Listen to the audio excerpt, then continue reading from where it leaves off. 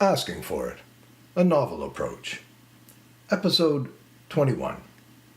Chapter 85. Mina says some characters just won't stay in the closet. They jump right out and direct themselves in their own big fuck-off debuts. Most are moldable. They stay in character, ready to do whatever the filmmaker says, she says. Do whatever the viewer expects of them, too. I'm not one of them, she says. Says I'm the self-directing type. Michaela stares for a moment at the dusty trace of her little picker-upper. Lines of coke look a lot less glamorous when you lay them out on a formica countertop in a rented kitchenette. She taps producer dude's little silver tube absently and shakes her head. Know why I told camera guy yes? He's all about the reality. Reality TV. I know. Lowest common denominator and all that. But then I come over to the purple and here's crazier than life Rasta Jap tattoo queen wants to know your story. Wants to know my story. And all of a sudden camera guy's random interest doesn't seem so random. It's like we're made for TV or something. Lance said it before we left. LA is a town full of stories and tellers. All we gotta do is get our story straight. So, for now I'm the Dragon Lady. Yoko Ono to your punchy John Lennon. Whatever. It's her example. No, now you're like out of the limelight. Semi-retired and I'm making all the noise. How does Ms. Fashionista fit herself in? Well, she's gonna out you as the gaily retired fight star. Sorry about the gay thing. Says they'll need a kink or a hook, I think she said. Whatever you call it. Michaela seems to draw her first breath since tucking away the miniature Ziploc baggie the producer gave her for the road. It's the first time she's dipped into it, but the edge still worries all the same.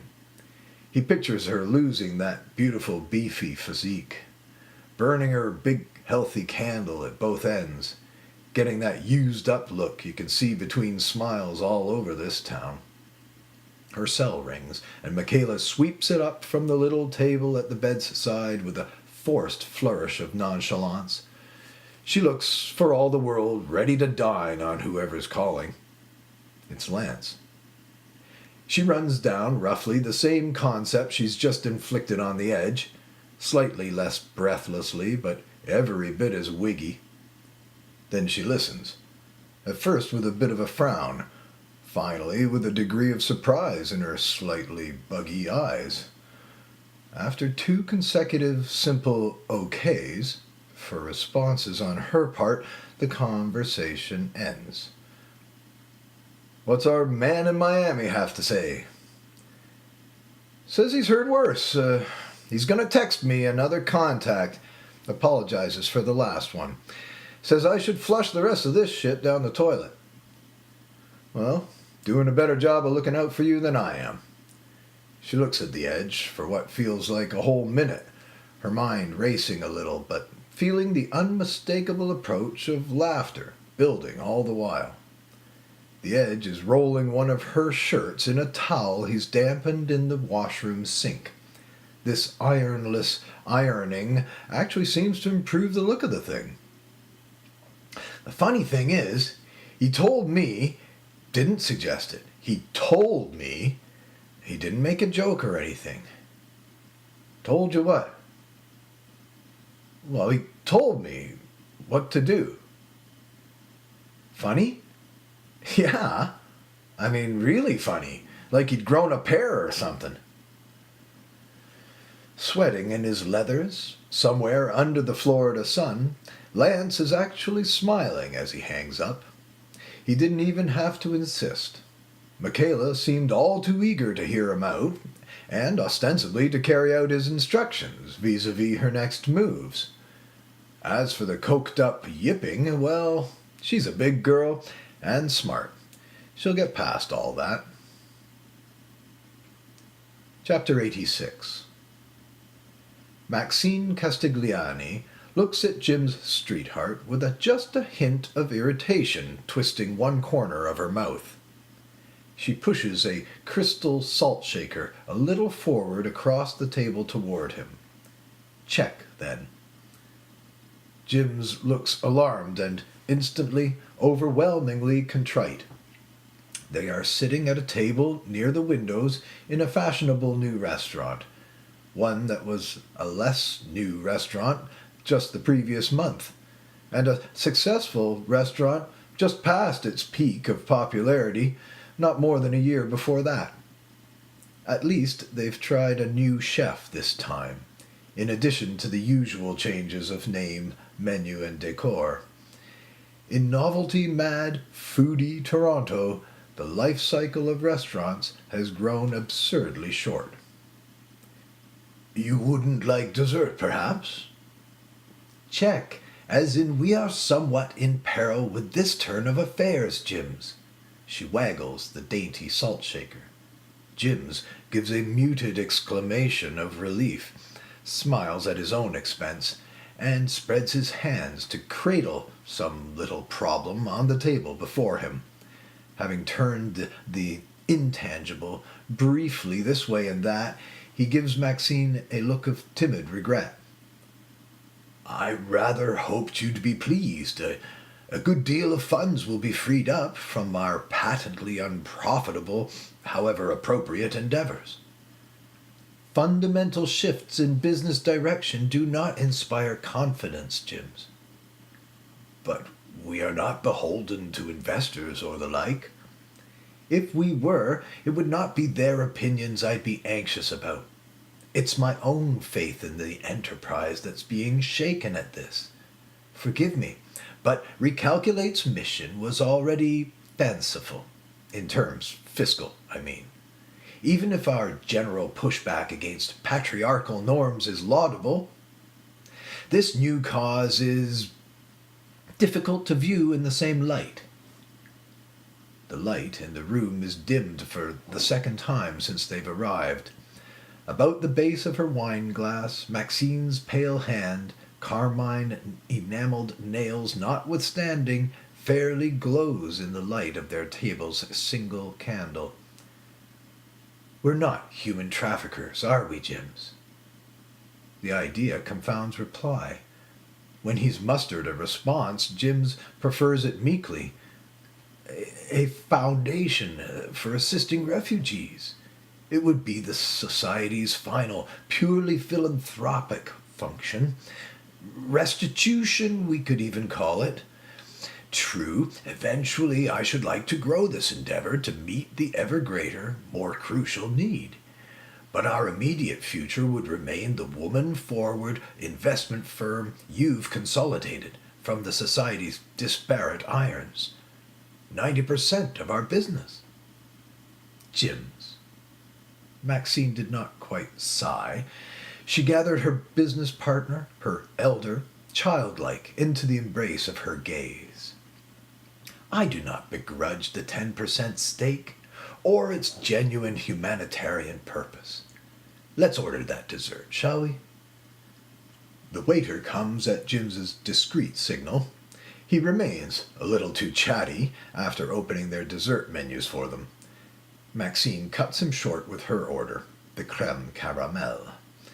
When he's returned, set the twin plates before them, and disappeared again, Maxine proposes a jocular toast while shattering the crust on her confection. To your taste for the grand gesture, Jims, and the many, many the world over who benefit by it. Chapter 87. They are back sitting in the window of purple coffee, Michaela and the strangely already so familiar Mina Weingarten. Listen, are you sure mysterious disappearances in the world of mixed magical arts don't qualify as film-worthy? Oh, I guess. It's just not the film I want to make. Holy picky little brat, Batgirl. If he even knew I was still talking to you, he'd kill me. Hey, I'm sorry. Magic Man's just not sexy. Michaela is silent at that. Mina stops toying with the dead ends of her dreads. What? Oh, nothing. Someone else told me that once. You like him, huh? Yeah, I don't know. No, you like 'em. What's there to know? You like 'em, you love 'em. You marry 'em and work up a couple kiddies. Not my thing, but hey, I can see you guys going all the way. Bitch, you got some strange ideas. I know. Pretty cool, huh? That's nothing, really. Really, I think outside the box all the time. I told my parents it was totally okay. They should really just go ahead and divorce if they wanted. You know, they were fighting, sleeping in separate beds and everything. Turns out it was mostly Mom's snoring. They got back together last year. Everything's hunky-dory. You mean they actually divorced? Oh, yeah. Did they remarry, too? Not too clear on that, actually. We don't speak much. Probably cost them a bunch. You should call and be really nice. Oh, no. Mom's a lawyer, and she did Dad pro bono. Wow. Thinking outside the box runs in the family, I guess. Mina always looks pretty pleased with herself. Totally fine with the strange curves her life has taken.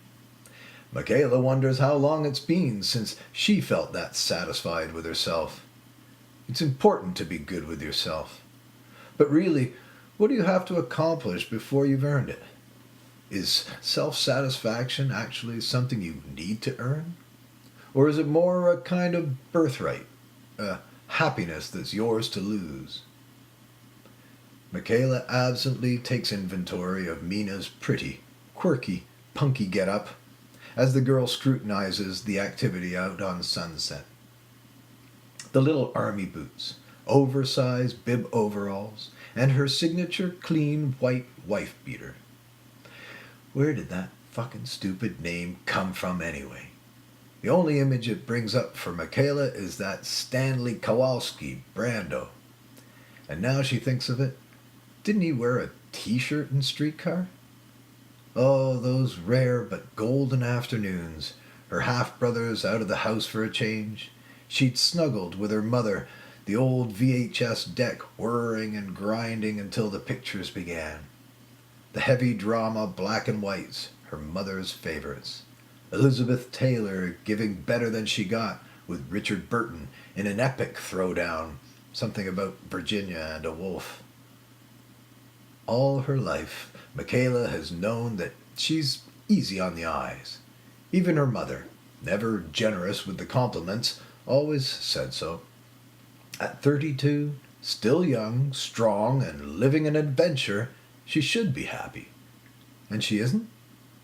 She's coming around full circle with this. I've got it! Mina is doing the little dance in her chair that she always does when excited. You do? I do. I should totally do Fight Guy. Michaela's shoulders slump dramatically. What? You're that into him? Oh, I get it. You thought I wouldn't figure out the undercover champion thing? Really? You guys kind of came to the wrong town if you were hoping to keep that shit quiet. Forget it.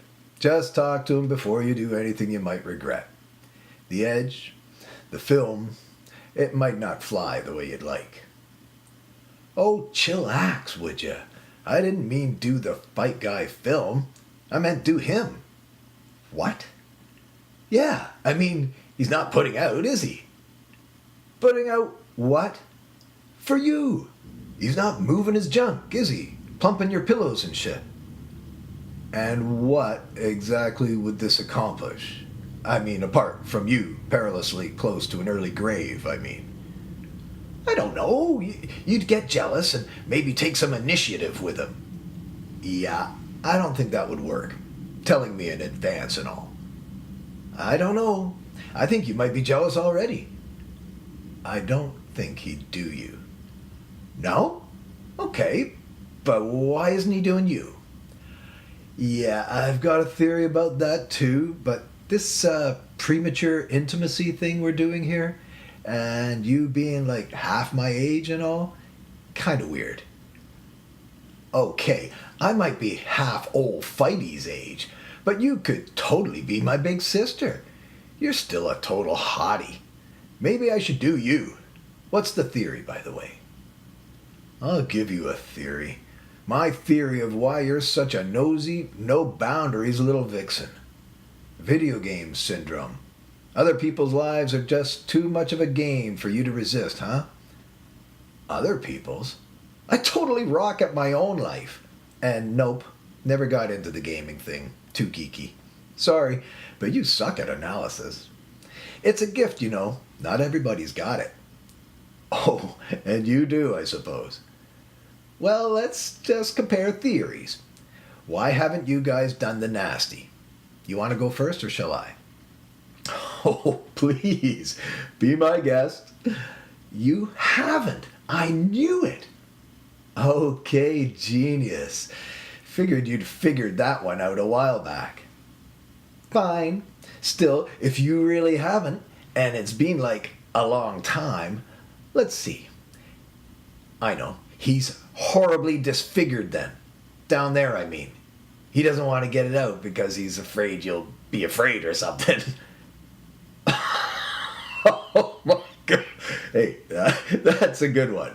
Like it's got scales and bumps on it or something, right? Like a lizard or something? That's funny.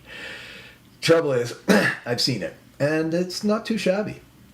You've seen it? And you're still on second base? Jeez, maybe there's a movie in you guys after all. California Coming Home. Chapter 88. A flight to L.A. would be all too swift. Lance needs to consider what lies ahead, to savor the sensations of the present, and to reflect fully on what's just passed. How better to accomplish any of it than crossing the continent on a motorcycle? In 2 solid days of preparation, he's managed to catch up on all overdue client communications. He negotiates a hasty retreat from 2 burgeoning commitments about to lay large claims to his time.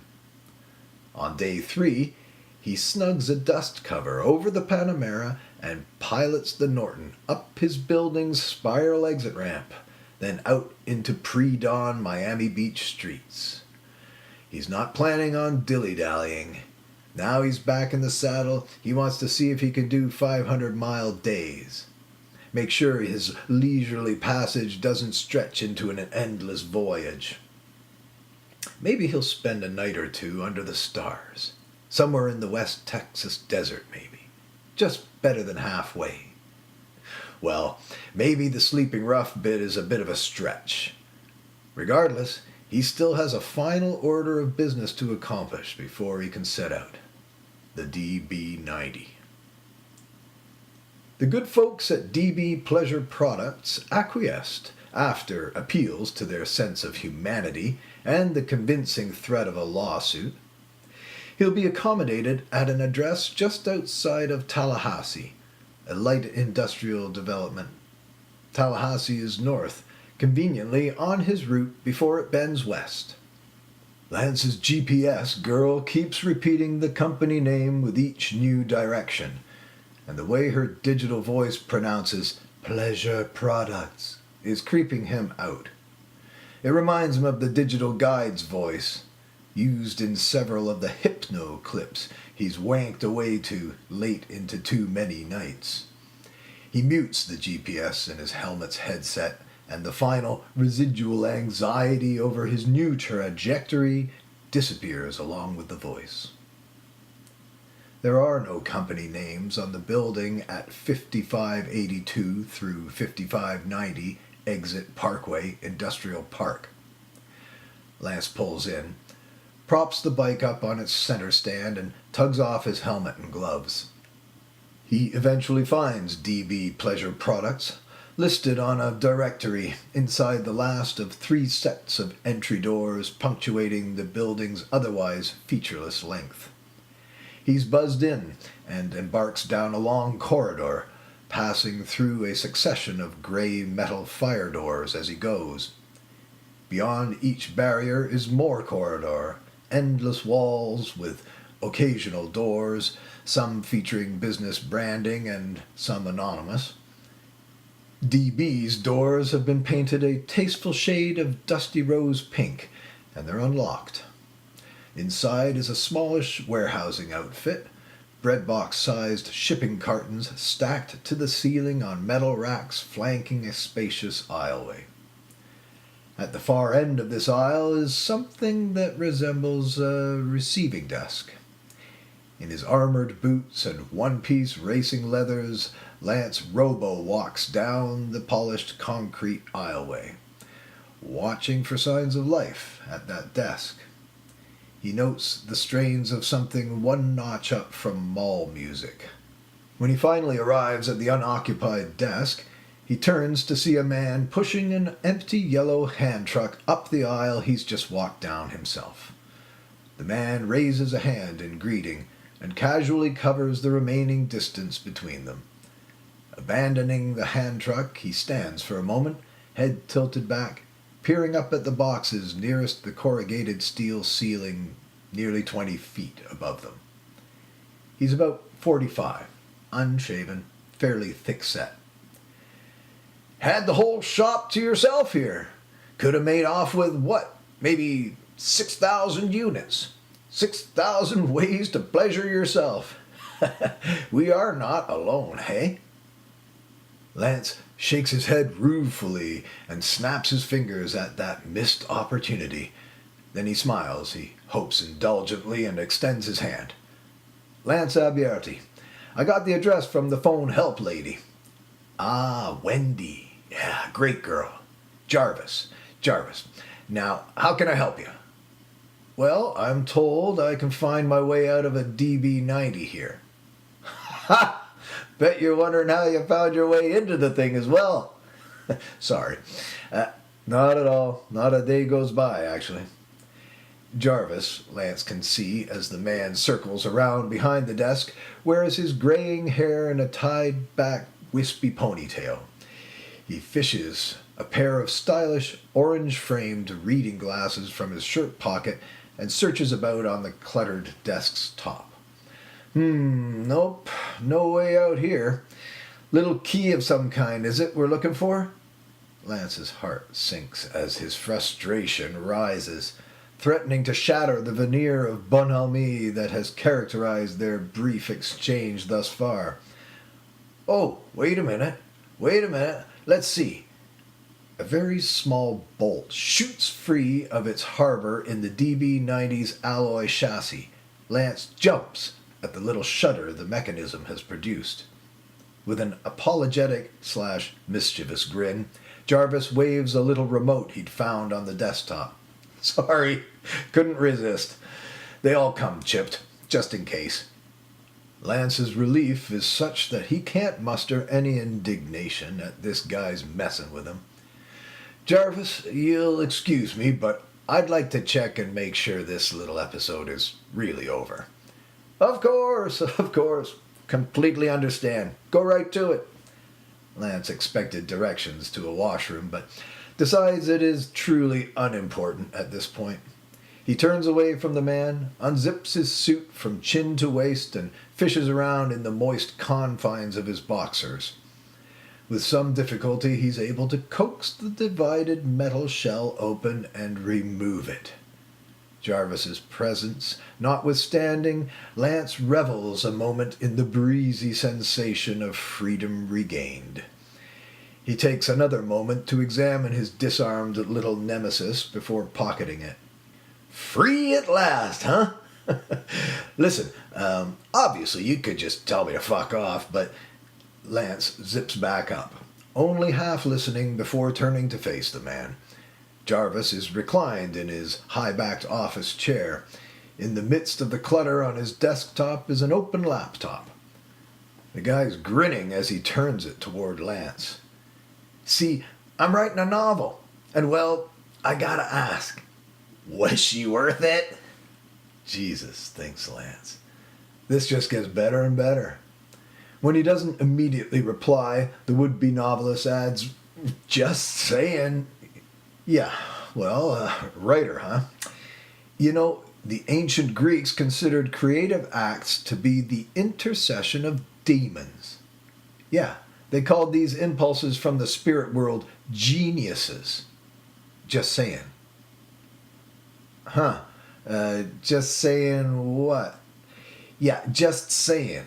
As a writer, you can appreciate a good contemporary idiom, unless a genius is telling you otherwise. While Jarvis is puzzling this out, Lance flips him the DB90. For your research. The unhinged, high-tech gadget skims over the laptop's display. Jarvis manages to catch it in two hands, immediately dropping it again with a grimace. Lance's spirits rise markedly as he robo-strides away up the corridor. Between the towering racks of pleasure products, he throws a last glance over his shoulder, just in case Jarvis wings the thing back at him.